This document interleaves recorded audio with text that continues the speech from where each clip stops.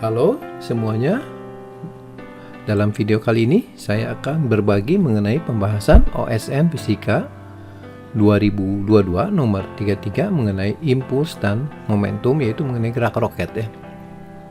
Mudah-mudahan video kali ini tetap bisa membantu bagi yang mau persiapan OSN atau sebagai pendalaman materi fisika. Ayo kita langsung mulai. Soal dan pembahasan OSK Fisika 2022 nomor 33 mengenai momentum dan impuls. Roket dapat bergerak karena gaya dorong dari gas hasil pembakaran. Tinjau sebuah roket dengan massa total M1 2800 ton yang sedang bergerak di ruang angkasa yang bebas gravitasi dengan kelajuan V1. Kelajuan gas hasil pembakaran relatif terhadap roket adalah VR. Pengurangan massa total roket menjadi M2 ternyata dapat meningkatkan kelajuan roket menjadi V2. Dalam bentuk atau persamaannya adalah V2 min V1 sama dengan VR dikali ln M1 per M2. Roket ini ternyata telah mengkonsumsi bahan bakar sebanyak 2100 ton selama 150 detik. Dan selama pembakaran ini telah menghasilkan gaya konstan pada roket sebesar 3,4 kali 10 pangkat 7 Newton. Percepatan vertikal awal roket tersebut adalah berapa meter per second kuadrat. Baik, sekarang kita coba gambarkan terlebih dahulu ya. Jadi saya punya sebuah roket sedang bergerak dengan kecepatan V1 dan di sini tidak ada pengaruh gravitasi ya. Jadi bebas gravitasi. Jadi dia punya massa M1, kecepatannya V1, kemudian dia menyemburkan gas hasil pembakaran ke bawah ya. Dan ini akan mendorong roket bergerak ke atas sehingga akan timbul perubahan kecepatan atau akan timbul percepatan. Nah, pertanyaan berapa percepatan pada saat awal ini? Persamaannya ini ya.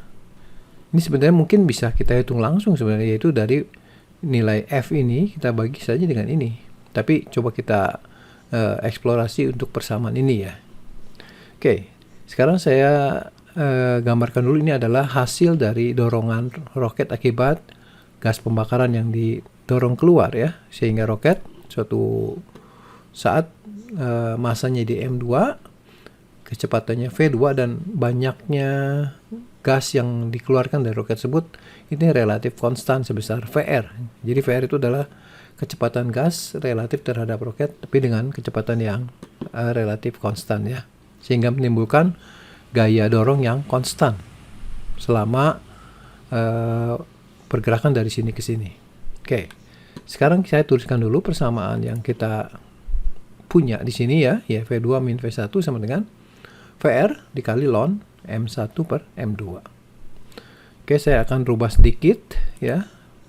Ya, ini saya balik ya, M2 per M1 sehingga ini jadi dijabarkan jadi ln M2 min ln M1 pakai sifat logaritma, tapi kita tambahkan minus ya, karena di sini saya balik urutan 1-2-nya. Nah, kemudian ini mengingatkan kita pada hasil integrasi sebenarnya dari variabel V sebelah kiri ya, itu V2 batas atasnya dan V1 batas bawahnya. Yang ini juga sama ya. Jadi ini fungsinya adalah ln M. Nanti kalau kita substitusikan jadi ln M2 dikurang dengan ln M1 ya, seperti ini. Oke, nah ini kalau kita turunkan maka ruas kiri kita dapatkan dV. Yang ruas kanan ini VR itu konstan, jadi min VR saya tulis dulu. Turunan dari ln M adalah 1 per M dikali dengan dm ya, kan variabelnya M ini. Jadi yang jadi variabel adalah V dan M.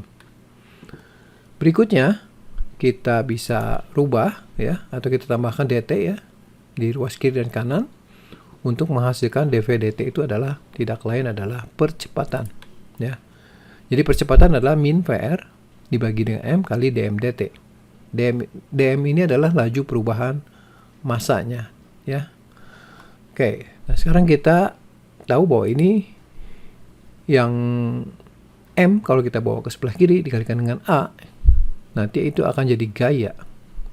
Jadi gaya dorong roketnya F ini itu sama dengan massa kali percepatannya, dan bisa juga dari min VR kali dm/dt ya.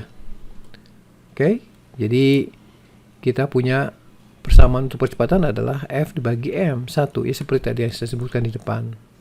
Jadi untuk ini kita hanya lihat yang ini aja dengan ini ya. Kalau kita mau hitung kecepatan gas yang keluarnya ya kita gunakan persamaan di tengah ini ya.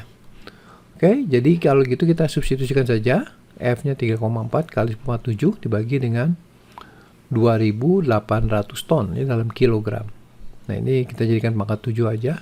Jadi seperti 3,4 kali 10⁻⁷ dibagi dengan 0,28 ya. Ini 3 sampai 7 di sini, berarti 0,28 kali 10⁻⁷. Jadi kita coret 10⁻⁷-nya sehingga tinggal kita hitung menjadi 3,4 dibagi 0,28 adalah 12,14.